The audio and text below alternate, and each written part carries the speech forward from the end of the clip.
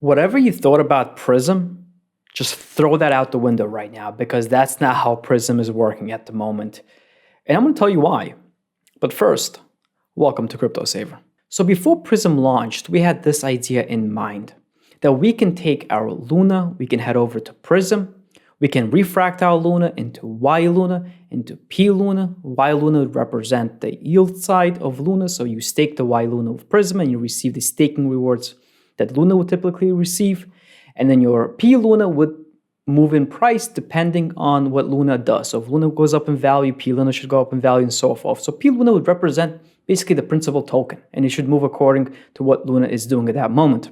Now, I even made a video about it, kind of breaking it down and explaining it to you and how and when you should kind of swap one to the other and so forth. But none of that is happening right now. And the reason being is that there's one key thing missing in this current launch, which is the fact that the current yLuna and the current pLuna that are available to us when we refract our Luna have no expiration date. And that alone changes everything. Now, I'm going to give you a hypothetical. Imagine this. So again, completely forget about what yLuna and pLuna mean to you. Okay, forget about all of that. Just imagine this. I give you an option. Would you rather have one token, say token A, and token A collects the yield that a staked Luna would receive? And imagine token B. Token B would give you the right to vote in governance for Terra. And maybe you can also be given access to some tools, let's say on CoinHall, because you are essentially controlling the voting power of the Luna. Now, out of these two options, which one would you choose? Would you prefer token A that gives you the staking yield, or token B that kind of gives you the voting rights? And keeping in mind also that the two tokens combined, their value combined equals Luna. Which one would you take? Now, I would guess you'd take the one that actually gives you an yield, because it's very difficult to quantify the value of what having the rights to vote really are. What's the value of that? So you would choose the yield side because you know that currently there's a 10% return if you stake your Luna, right? Well, that's currently what's happening right now. So I'm sure you've seen the fact that since launch, and when launch did occur, the Prism team, they ended up having a 50-50 split between what yLuna and what pLuna are worth. Ever since then, the value of yLuna against pLuna has drastically shifted, and now yLuna is considerably more expensive than pLuna. Now, like some of you, when I saw this, I was like, wait a minute, this doesn't make any sense. yLuna should not be trading so much more than what pLuna is trading at. I mean, pLuna is supposed to represent the principal token. It's supposed to be the bulk of the token. So what I did, I made a mistake.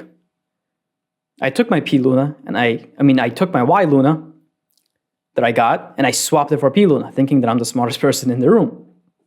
Now, it wasn't until about 12 hours later that I realized that no, I was the dumbest person in that room because I didn't pick up on the fact that there's no expiration date on the refraction. And that changes everything. We kind of said that in the beginning of this video, but I just want to emphasize that again, how that changes everything. So if you had the chance to kind of look through the lit paper or the white paper for Prism, they do talk about the maturity date and that they will have 3-month, 6-month, and 12-month maturity dates.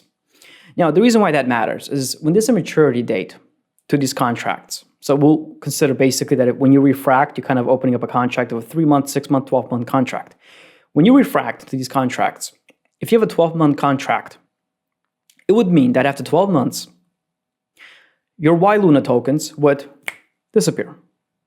Your pLuna tokens, on the other hand, would be redeemable for Luna at a 1-to-1 ratio. Okay? That is where pLuna's value would come in. The fact that at the end of expiration of the contract, you would be able to redeem that pLuna for Luna. But guess what? Right now, all we have available to us are perpetual contracts, basically. Meaning, the yLuna never disappears. The pLuna never expires, never disappears too. But it's also never redeemable for a Luna. Now, that might be difficult to understand, like just what's happening. So let's look on the screen right now. We can obviously see, I'm just going to refresh this for us real quick. So we see the difference in price, right? That yLuna is at 37.20 and pLuna is at 17.19. Let's also see, percentage-wise, how much pLuna is trading out of cLuna.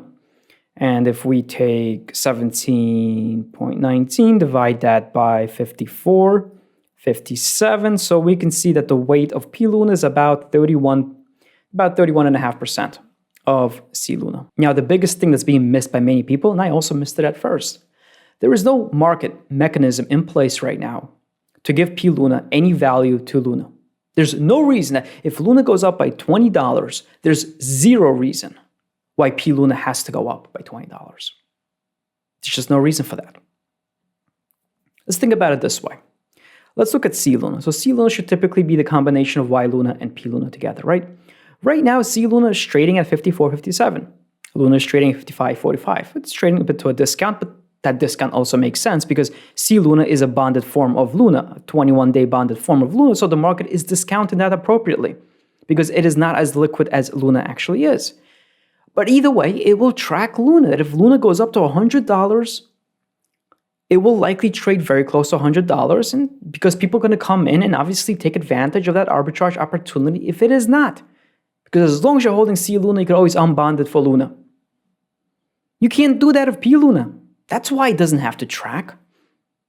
If it had a maturity date, after 3 months you're able to redeem it for a Luna, guess what? All of a sudden, there is a market mechanism in place for why it should track. But right now, there's nothing like that in place. Right now, all we have is the fact that pLuna and yLuna have to be combined to equal cLuna.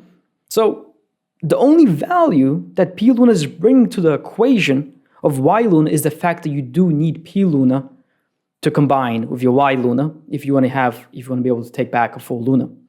Now, that being said, you could also just trade out of your yLuna, right? There's rules to be able to do so. You don't have to necessarily rely on pLuna to exchange out of your yLuna, right? You could just go out of yLuna into Prism into UST if you'd like to do so. So the point that I am pushing is the same reason you can come up with for why pLuna should follow the price of Luna is the same exact reason you can give as to why yLuna should follow the price of Luna. That is it. It's simply where the market is. Right now, you have two tokens. Neither of them are redeemable for Luna. One of them gives you staking yields. It's a quantifiable benefit. The other one gives you voting rights. That is it. I also want to bring up this tweet from Raining ETH on Twitter. He put together a nice looking graph, or a nice looking table for us to kind of look at, and he's actually comparing this to the bond market, the actual bond market. So let's just quickly go through this. So it can make sense to you as to why pLuna should actually be valued considerably lower than what we're seeing right now on the charts. Parameters, right? The face value of the bond, $1,000. This bond pays a 6% APR. So every month you collect about $5. Now let's look at the bond example. So years to maturity. So imagine that as the expiration date, right? Now typically, when you buy a bond, at the end of expiration, that is also when you receive your whole principal back. And in the meantime, you'd get paid a yield. So years to maturity is 1, 10, and 30. That's the example here. And sum of yield payments is how many payments you'd receive during the course of this. And from the looks of this, this is the sum. So obviously you would take, 12, in this case, 12 times 5. That's how you get $60. Anyhow, the biggest thing to take from this is when we have 1 year of maturity, the present value of the principal payment is $941.91 compared to the $1,000. The present value of the yield payments is $58.09. Compare this to what yLuna and pLuna are. If someone were to buy the yield portion of this bond right now, they would pay $58. But they would have the right to collect the yield on that bond for the next 12 months.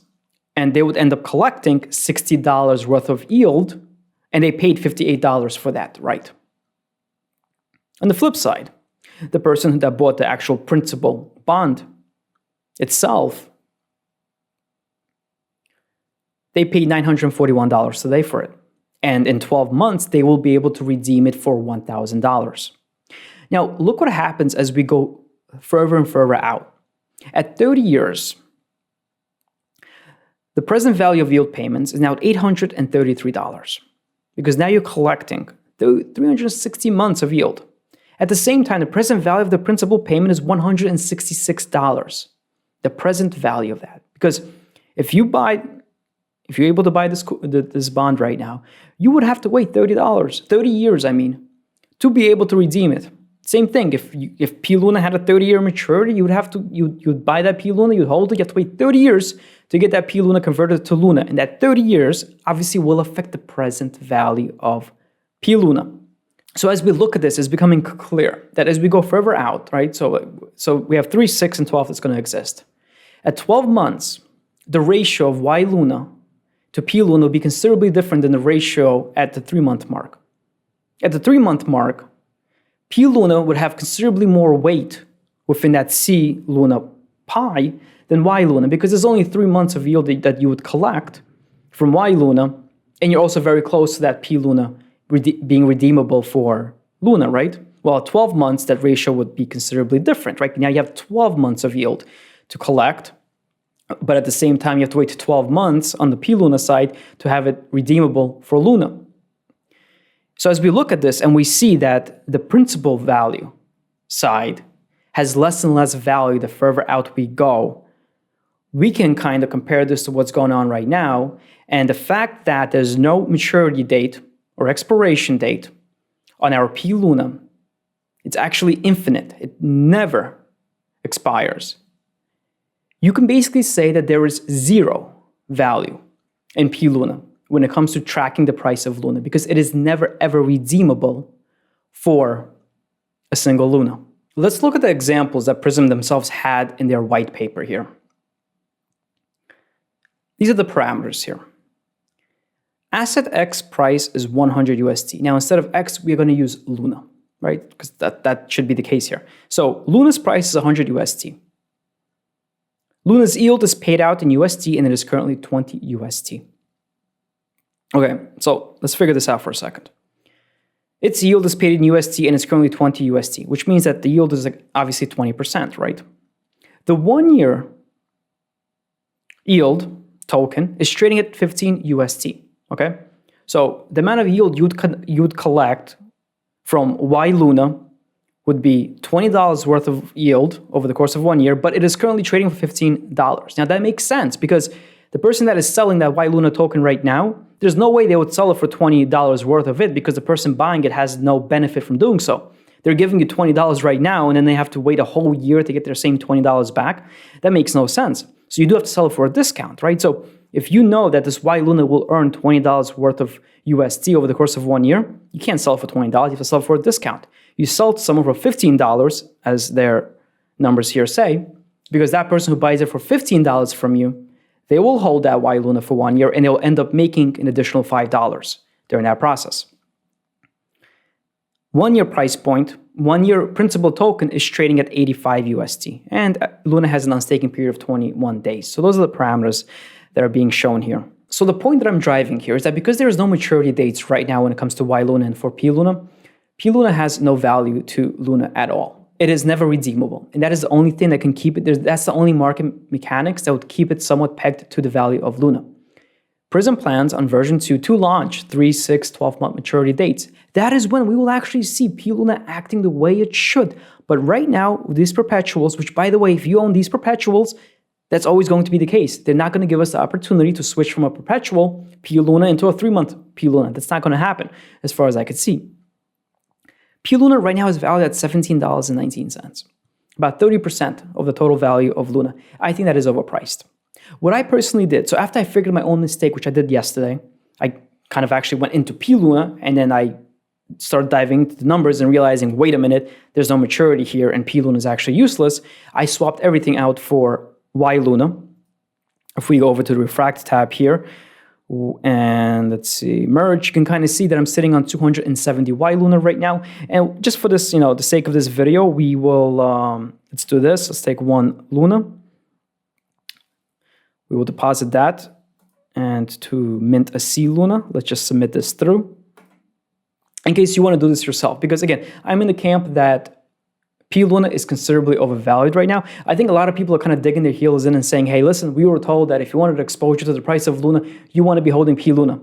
So people are digging their heels in and saying, I'm still buying this dip. I think pLuna is completely underpriced compared to yLuna. And sure, that would completely be the case if there were actually maturity dates on these refractions, but there are not.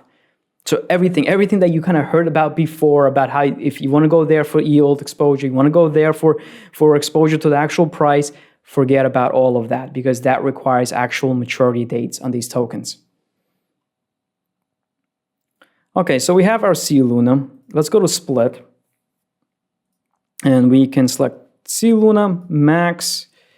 And again, if you have UST or you have Prism tokens, you could just buy yLuna directly out of the pools. You don't have to do this. I just still have a few Lunas left on my wallet here, so I'm just going to be doing this. I'll just be swapping it live for you guys. Let's wait for the transaction to finish pending here. Okay. Let's select our pLuna and our yLuna. Max pLuna, and we will receive this much of our yLuna in doing so. Let's make sure the slippage is as low as possible. And we are going to click on swap.